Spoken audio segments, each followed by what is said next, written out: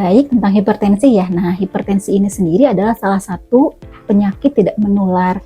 Ya, penyakit tidak menular berarti memang penyakitnya tidak menular ya. Hanya di sini hipertensi ini angka kejadiannya itu sangat tinggi di Indonesia. Sangat tinggi sekali, menempati posisi 5 besar mungkin ya seperti itu. Dan hipertensi ini sendiri adalah kondisi di mana tekanan darah seseorang itu tinggi, artinya di luar batas ya. Di ambang batas normal gitu ya. Jadi kalau tekanan darahnya itu ada tekanan darah sistol namanya. Jadi kalau di atasnya itu lebih dari 140 dan kemudian tekanan darah diastolnya atau yang di bawahnya itu lebih dari 90 mmHg, ini itu hipertensi gitu. Baik ya Bu Ambar. Kalau bahayanya jika seseorang tidak patuh ya, tadi kita bahas patuh. Jika tidak patuh terhadap pengobatan, nah kira-kira apa efeknya gitu ya? Dan apalagi mungkin sekarang ya fenomena di masyarakat itu menganggap bahwa hipertensi itu biasa-biasa saja sebetulnya Maya gitu. Nah itu seperti apa ya Bu Ambar? Baik. Jadi bahayanya jika hipertensi ini tidak ditangani dengan benar, tidak ditangani dengan sesuai, itu bahayanya itu adalah hipertensinya menjadi tekanan darahnya menjadi tidak terkontrol. Jika tekanan darah tidak terkontrol, itu akan mengakibatkan terjadinya komplikasi. Komplikasinya ini bisa ke banyak hal ya. Itu salah satunya adalah ke jantung, jadi bisa serangan jantung ataupun gagal jantung. Kemudian bisa stroke ya, pecah pembuluh darah otak gitu ya.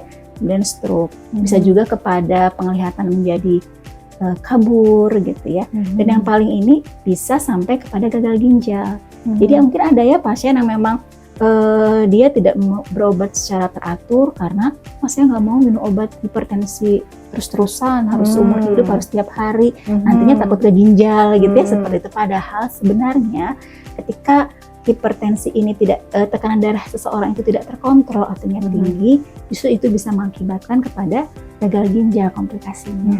Begitu. Ya, Masya Allah ya. Ternyata jangan dianggap sepele ya hipertensi itu ya Bu Ambar gitu kan. Ya karena mungkin awam juga sih ya masyarakat gitu ya, menganggap bahwa ketika tekanan tensi itu tinggi, kadang pas sesudah kontrol lagi tensi turun, kayaknya mas saya enggak lah, sudahlah saya tidak kontrol lagi gitu kan ya gitu. Nah, nah mungkin ada juga ya masyarakat yang awam cara memeriksa tensi. Kadang gini, saya udah punya tensi tinggi nih. Ada yang prepare juga mereka beli tensi, punya alat. Nah, bagaimana mungkin untuk cek tensi yang benar itu gitu ya Bu Ambar, apalagi sekarang lah lagi banyak tensi digital ya gitu. Nah gitu kan, lebih praktis mungkin ya seperti itu. Itu gimana tuh cara pembacaannya yang benar, yang tepat gitu ya? Oke, jadi mungkin sebelumnya ke prinsip patuh tadi ya, gitu, ke prinsip patuh tadi, cara pengenanganan hipertensi yaitu dengan cara patuh gitu. Nah, patuh ini itu adalah singkatan ya gitu. Patuh, P-nya itu adalah yang satu P-nya itu adalah pemeriksaan kesehatan secara rutin, dalam khususnya di sini adalah pemeriksaan tekanan darah tadi gitu ya. Dan sesuai dengan anjuran dokter gitu. Jadi itu yang pertama P-nya gitu. Jadi tadi yang tekanan darah, cara mengukur tekanan darah mungkin bersangkutan dengan P yang pertama gitu ya. Dan selanjutnya adalah yang A-nya itu atasi penyakit hipertensi dengan pengobatan yang tepat dan teratur. Kemudian T-nya itu tetap diet dengan gizi seimbang. A-nya itu adalah U-nya ya, U itu adalah upayakan tetap beraktivitas fisik secara aman. Yang terakhir H-nya itu hindari rokok, alkohol, dan zat karsinogenik lainnya. Kemudian tadi yang bersangkutan dengan pemeriksaan kesehatan secara rutin. Di sini penderita hipertensi memang betul harus dilakukan pemeriksaan tekanan darah secara rutin. Jadi minimal tuh sebulan sekali. Cara pemeriksaannya bagaimana gitu ya? Tentu saja harus berkonsultasi, lebih baik berkonsultasi dengan dokter gitu ya, kepada ke fasilitas kesehatan. Jadi sehingga ketika diperiksa tensinya, kemudian nanti akan konsultasi kepada dokter apalagi ketika tensinya tinggi ya. Akan dikonsultasikan kepada dokter karena untuk pengobatannya seperti apa, penanganannya seperti apa. Karena memang hipertensi itu kan ada derajat-derajatnya ya, gitu ya. Jadi dengan tensi sekian, obatnya dapatnya apa, jenisnya apa dan sebagainya harus konsultasi kepada dokter. Kalau untuk pemeriksaan tekanan darah secara mandiri di rumah, sekarang insya Allah ya, sudah banyak alat mandiri ya. Jadi memang sih yang punya darah tinggi baiknya mah punya alat sendiri yang digital gitu ya. Itu cara pemakaiannya bisa ada ya di sana, cara pemakaiannya tentu saja harus tepat gitu ya. Tapi yang paling penting adalah bagaimana tekanan darah ini bisa dikonsultasikan dengan dokter dan penanganannya juga sesuai dengan petunjuk dari dokter. Iya. Nah, bagaimana dengan atasi sendiri? Kira-kira apa saja ya pilihan pengobatannya itu segimana? Yang tadi yang prinsip yang kedua ya. Yang kedua, itu atasi pengobatan. Ya, atasi penyakit hipertensi ini dengan pengobatan yang tepat dan teratur. Tepat di sini berarti memang harus sesuai dengan petunjuk dokter gitu. Harus obatnya tadi ya, obatnya dapatnya apa, diminumnya kapan, dosisnya segimana. Karena kan ternyata obat hipertensi itu banyak ya, gitu. Tidak hanya 1-2 jenis obat saja, ternyata cukup banyak. Jadi memang secara tepat tuh harus sesuai dengan petunjuk dari dokter. Karena kan kondisi orang tuh beda-beda ya, gitu ya. Nah, kemudian yang selanjutnya adalah pengobatan. Pengobatannya harus teratur. Nah, di sini harus teratur di sini. Hipertensi terkadang memang dan pada umumnya pengobatannya itu seumur hidup, gitu. Seumur hidup. Jadi minum obatnya itu tiap hari, gitu ya. Dan seumur hidup, begitu ya. Nah, di sini bagaimana pengobatan harus teratur. Jadi minum obatnya harus teratur, jangan sampai bolong-bolong. Dan mungkin fenomena di masyarakat ya, Teh. Fenomena di masyarakat tadi seperti kata Teh Susi, udah turun tensinya, udahlah berhenti nggak minum obat. Ternyata setelah ditensi lagi naik lagi, gitu ya. Karena memang harus teratur. Harus teratur. Mungkin ini harus jadi ini ya ke masyarakat gitu. Harus menjadi acuan mungkin ya, Bu Ambar. Ya. Nah, mungkin selain pemeriksaan tensi teratur, kontrol teratur ke dokter gitu ya, terus pengobatannya sesuai arahan gitu ya. Nah, mungkin di samping itu juga kira-kira apa yang harus dilakukan untuk mencegah terjadi hipertensinya sendiri, Bu Ambar? Selain pemeriksaan tadi ya, rutin, pengobatan rutin gitu kan. Mungkin ada dari nutrisi yang sekiranya bisa menjadi pencetus misalkan atau yang lainnya gitu kan ya, seperti itu. Jadi kalau tadi prinsip yang ketiga itu dengan tetap gizi tetap dengan diet gizi seimbang ya. Ini juga sama ya gitu ya. Jadi harus memperhatikan dari makanan tadi ya yang dimakan gitu ya, yang dimakan. Kalau prinsip gizi seimbang pastinya memenuhi karbohidrat, protein, lemak, kemudian vitamin dan mineralnya. Hanya khusus untuk hipertensi ini ada yang namanya diet rendah garam, gitu. Diet rendah garam. Jadi itu selain yang tadi ya pengobatan secara teratur tadi harus diinikan pola makannya, pola hidupnya, gitu ya. Jadi makanannya itu harus yang rendah garam sama rendah lemak. Ya, dan harus perbanyak sayur dan buah gitu. Jadi makanannya, masakannya itu dikurangi garamnya. Kemudian makanan-makanan yang banyak natriumnya tinggi dari keripik dan sebagainya gitu ya banyak ya. Nah itu juga harus dikurangi gitu karena garam atau natrium ini bisa memicu tekanan darah tinggi seperti itu. Itu yang tadi ya cara pencegahan ya dan mengatasinya dari segi dietnya ya. Selanjutnya itu dari segi aktivitas fisiknya. Jadi aktivitas fisik itu berarti yang keempat ya, yang patuh, yang U-nya, upayakan beraktivitas fisik secara aman.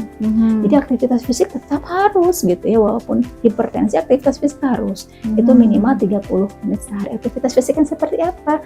Yang baik, benar, terarah dan terukur gitu ya.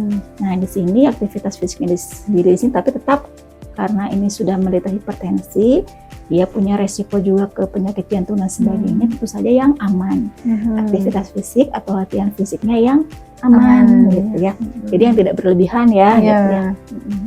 Intinya aktivitas fisik yang ringan. Seperti jalan kaki, ya itu jalan kaki itu adalah aktivitas fisik yang ringan tapi sangat bermanfaat sekali gitu ya. Kita minimal dalam sehari 30 menit gitu ya. Jalan kaki itu sudah bagus gitu ya. Itu juga bisa untuk menurunkan tensi gitu ya, aktivitas fisik. Mangga bisa bersepeda, berenang dan sebagainya.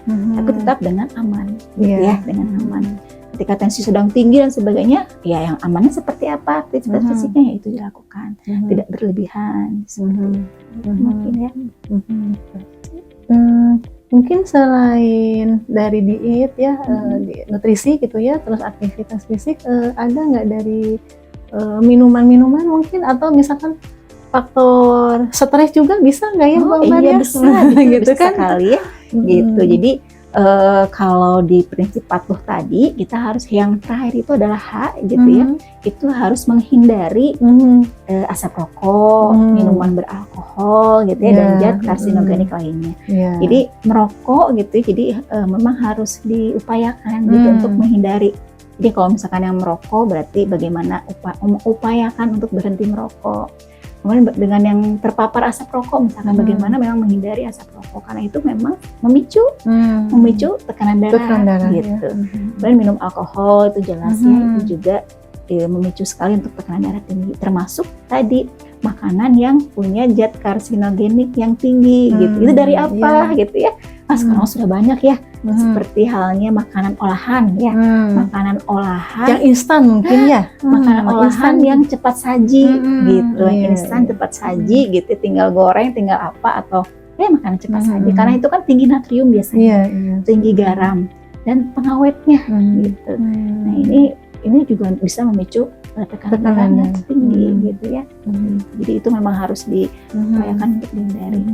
Ya, subhanallah ya, berarti kita harus pintar menjaga kesehatan ya gitu kan, untuk kondisi sekarang gitu ya, karena memang banyak sekali ya Bu Ambar makanan-makanan yang tadi gitu ya menggunakan bahan pengawet, penyedap rasa gitu. Betul, ya, olahan-olahan yang ya, nah itu teh mungkin bagi kita itu mudah, cepat gitu ya. Tapi efeknya juga harus diperhatikan juga ya, karena seperti itu gitu kan, memperhatikan kesehatan untuk diri kitanya sendiri gitu ya. Jadi bagaimana kita bisa menjaga hidup sehat ya gitu. Nah mungkin ada ini Bu Ambar ya, ada tips tambahan mungkin barangkali untuk pendengar kita, ada tips-tips tambahan yang tambahannya gitu ya, tips tambahannya mungkin tips ya, mungkin ingin mengingatkan kembali ya, bahwa memang hipertensi itu adalah tadi di awal dikatakan bahwa dia adalah penyakit yang silent killer gitu. Artinya apa? Artinya penyakit ini seringkali tanpa ada gejala gitu. Awalnya dia tidak ada keluhan gitu ya. Ujuk-ujuk mungkin ya. Betul, awalnya tidak ada keluhan gitu ya. Kemudian jadi seseorang itu tidak menyadari bahwa dirinya sudah tekanan darahnya sudah tinggi sebenarnya gitu ya. Baru ketahuan setelah parah, misalkan tiba-tiba pingsan, tiba-tiba pusing hebat dan sebagainya. Ternyata di tensi 200 dan sebagainya gitu.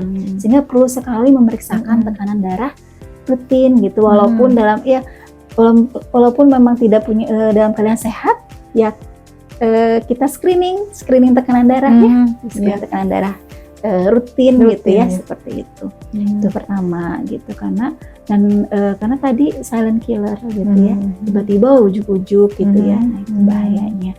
Nah kemudian selanjutnya, selain dari tips yang tadi disampaikan gitu ya, tips yang lainnya itu adalah menjaga berat badan yang ideal gitu. Karena obesitas sendiri itu menjadi faktor resiko yang besar untuk terjadinya tekanan darah tinggi. Kolesterol mungkin ya Bu Ambar ya, obesitas kemudian kolesterol, makanya tadi selalu diremehkan. Diet hipertensi itu adalah diet rendah garam dan rendah lemak. Nah, selalu diremehkan gitu ya. Karena kolesterol, kalau kolesterolnya tinggi, dia akan membuat pembuluh darahnya menyempit. Ya, itu justru bisa dari kolesterol tinggi bisa mengakibatkan hipertensi gitu. Dan itu dari makanan ya awalnya mungkin ya, aliran darahnya darahnya jadi menyempit ya, jadi darahnya tinggi. Nah ini tadi makanya harus diet rendah lemak gitu ya, jangan terlalu banyak gitu minyak-minyak dan sebagainya. Itu ya, berat badan yang teratur, kemudian juga istirahat yang cukup gitu ya. jangan terlalu banyak begadang gitu ya kan, itu juga penting. Itu bisa kalau capek, istirahat yang tidak cukup bisa memicu juga kan hipertensi. Dan yang paling penting juga adalah bisa mengelola stres. Nah tadi ya bisa mengelola stres, karena stres ini juga menjadi faktor resiko tekanan darah tinggi gitu ya. Nah, stres ya. Nah, iya betul gitu. Harus bisa bahagia ya. Bahagia. Jangan sampai harus bisa mengelola stresnya. Ya mungkin kalau stres itu kan ada stres, ada ya, apa, tekanan gitu. ya, tekanan ya gitu ya, gitu. Ya ujian-ujian. Tapi jangan sampai kita menjadi jatuh kepada stres. Mudah-mudahan semuanya sehat selalu. Ya, amin ya rabbal alamin. Ya baiklah Bu Ambar, subhanallah ya, tadi penjelasannya begitu panjang lebar ya gitu ya. Terima kasih ya atas informasinya. Semoga apa yang disampaikan bermanfaat bagi kita semua ya, umumnya untuk masyarakat kita ya gitu. Semoga kita juga selalu oleh Allah diberikan kesehatan ya, dan jangan lupa ya periksakan juga rutin tekanan darah gitu ya sahabat. Di klinik dokter kita sudah terfasilitasi adanya dokter spesialis penyakit dalam. Dan jika sahabat ingin konsultasi lebih jauh lagi ya terkait hipertensi gitu kan ya, bisa langsung mangga dikonsultasikan ke klinik dokter kita, ke spesialis penyakit dalam. Bisa cek jadwalnya ya di bawah ini gitu. Ya, selain dokter spesialis penyakit dalam, ada ahli gizinya ya, barangkali nanti kan untuk bisa lebih konsultasi lebih dalam lagi ya terkait nutrisi apakah nutrisi gitu kan ya, untuk para penderita penyakit tensi tinggi ya atau hipertensi gitu kan. Karena kalau dietnya tidak diatur gitu kan ya, tadi mungkin kata Bu Ambar, ketika kolesterol tinggi misalkan ya, mengkonsumsi banyak gorengan gitu ya, gorengan itu memang enak sekali ya gitu kan. Kalau tidak ada gorengan itu terasa hambar gitu ya, tapi memang dari itu tuh ya satu gorengan saja memang kolesterolnya lumayan ya agak tinggi. Supaya lebih jelas lagi ya terkait nutrisi dan kandungannya seperti apa biar jelas, dan insya Allah ya dokter kita menyediakan ahli gizinya. Jadi sudah lengkap di dokter kita ini. Silahkan ya sahabat kita untuk lebih konsultasi lebih jauhnya lagi, boleh berbondong-bondong ke dokter kita ya. Terima kasih. Semoga informasi podcast sore hari ini ya bermanfaat. Jaga kesehatan selalu ya sahabat kita gitu kan ya. Sampai jumpa di episode podcast selanjutnya. Terima kasih. Wassalamualaikum warahmatullahi wabarakatuh.